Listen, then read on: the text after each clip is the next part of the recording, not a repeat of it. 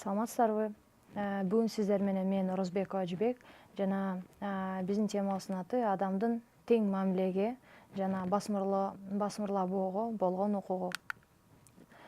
Адамдын тең мамилеге жана басмырлабоого болгон укугу адамдын эң алгачкы жана көп бузуулар болгон укугу болуп эсептелинет. Басмырлабоого болгон укук деп эл аралык эмгек уюмунда эң биринчи жолу ушул жакта ачыктап айтылып келген эле. Эл аралык эмгек уюмунда 111 беренеде мындай жазылып келет: ар кандай айырмачылык же артыкчылыктар адамдын расасынан, улутунан, дининен, социалдык статусунан жана жыныстык ориентациядан болбош керектигин жазылып келет. Ар бир адам теңдей шарттарды колдонуп, теңдей мамилени көрүш керек экендигин билдирет. Эмне себептен эл аралык эмгек уюмунда биринчи болуп айтылганынын себеби бул адамдар жумушка орношуу же болбосо жумушта иштөө учурунда көптөгөн терс мамилелерди көрүүдө. Бул себеп болуп эл аралык эмгек уюму мындай так ачык айкын нерселерди, чектөөлөрдү жазып айтылып келет. Көптөгөн мамлекеттерде адам укугун бузуусу бул расасынан, улутунан, дининен, социалдык статусунан жана жыныстык ориентациясынан болуп өтүп келүүдө. Адам укуктарын эл аралык эмгек уюму бул Бириккен Улуттар уюмунун эң негизги органдарынын бири болуп эсептелинет жана бул орган адамдын эмгек тууралуу укуктарын басым жасап, ошол мамлекеттер менен биргеликте иштеп келет. Негизинен алганда, басмырлабоо принциби бул 3 негизги адам укугун бузуулар ортого чыгат. Биринчи болуп, окшош же болбосо бирдей окуяларга ар кандай мамилелер жасоо. Экинчи болуп, ар кандай мамиле жасоого объективдүү жана акылга сыярлык актоолор жок болуу. Үчүнчү болуп, максатка жетүүнүн жана анын каражаттардын ортосунда эч кандай байланышы жок болуу. Бул 3 негиздеп эмнени түшүнсөк болот? Бул эң биринчи болуп, эгер адам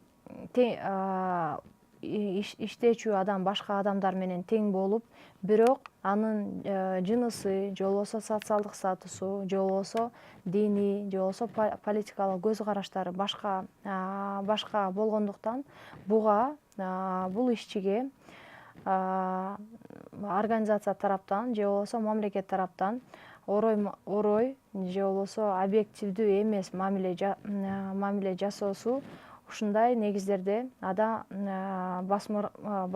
басмырлоо болуп келет жана ишчинин максатын жана каалоосун толугу менен аткарылбай жумушка болгон укугунан чектөө болушу мүмкүн. Бул 3 пункт адам укуктары боюнча Европалык сотто, Америка арасында адам укуктары боюнча сотто көптөгөн сот отурумдары болуп каралып келет. Эң биринчилерден болуп адам укуктары боюнча комитеттерде каралып өткөн процесстер бул Зван де Вриз каршы Нидерландка каршы, Гуя каршы Францияга, Янка каршы Австралияга. Бул үч сот отурумдары эң белгилүү сот отурумдары болуп эсептелинет. Экинчи, булар кандайдыр бир негизден, улуттук негизден же болбосо социалдык статус негизинен же болбосо политикалык көз карашы башкача болгон негизинен укук бузуу сот отурумдары болот жана ГУЯга каршы Францияда улуттуктан чыгып келген негизиндеги сот отурум болуп эсептелинет. Бул жөнүндө деталдуу айтып келсек, сотко берген доо арызчы Сенегал улуттук бирок Франциянын армиясында катышкан бир жаран болуп эсептелинет. Бунун доо арызы сотко берген доо арызынын себеби Франциянын армиясында иштеп баштаганда Франция өлкө менен келишим түзгөн эле. Франция өлкө булар пенсияга чыккан учурда Франция жарандарына кандай кепилдик берсе, башка улуттарга дагы так эле ошондой кепилдик берүүгө шарт коюшкан эле. Бирок ГУЯ, мистер ГУЯ жана 742 башка Сенегал улутунун адамдары, жарандары буга каршы Францияга каршы чыгат. Анткени армия бүткөн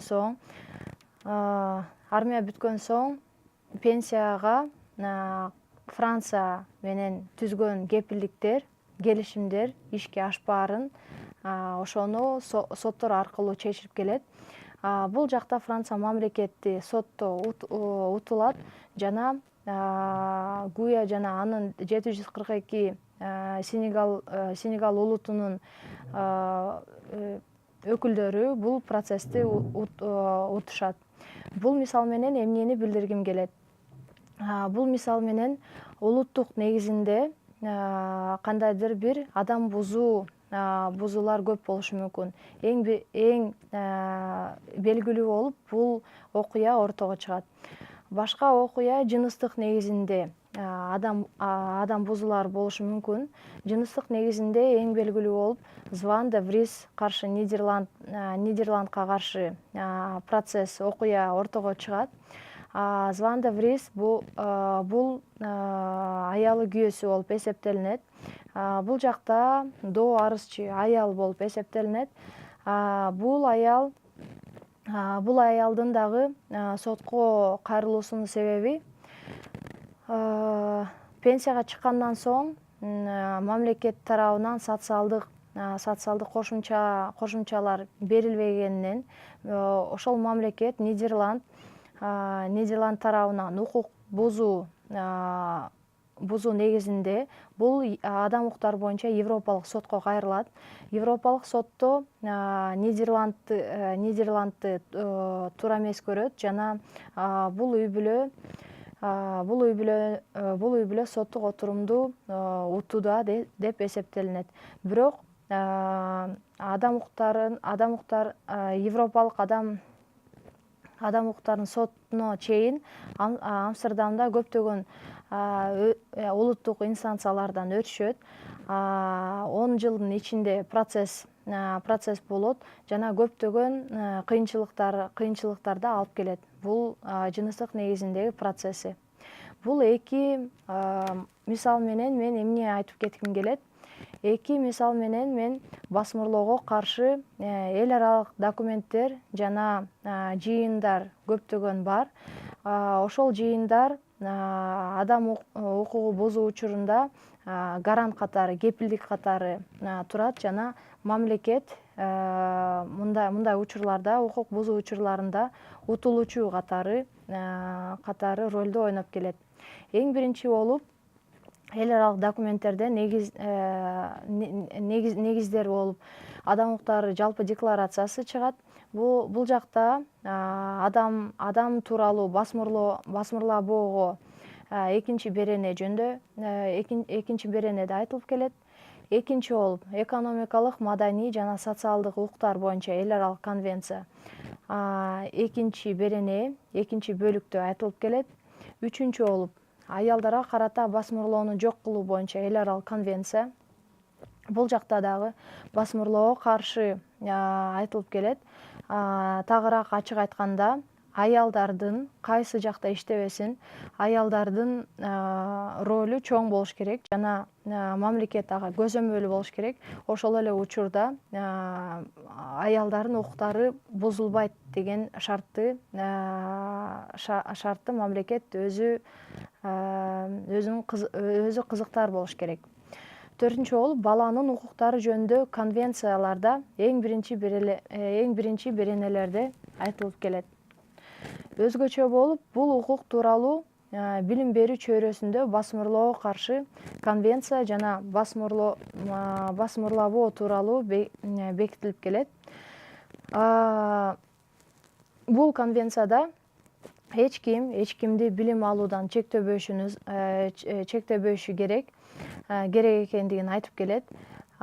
Бул конвенция билим алуудан чектөө бул адамдын жана адам укуктарынын прогресстен артка тартууну билдирет жана эгерде кимде ким мамлекет баш болуп адамдарды билим алуу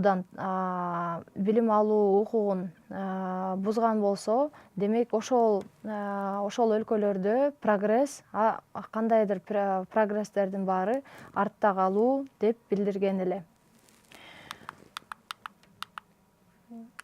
Адам укугун басмырлабоо принцибин коргоодо эң биринчилерден болуп негизи Бириккен Улуттар Уюму алдыңкы ролду ойноп келет.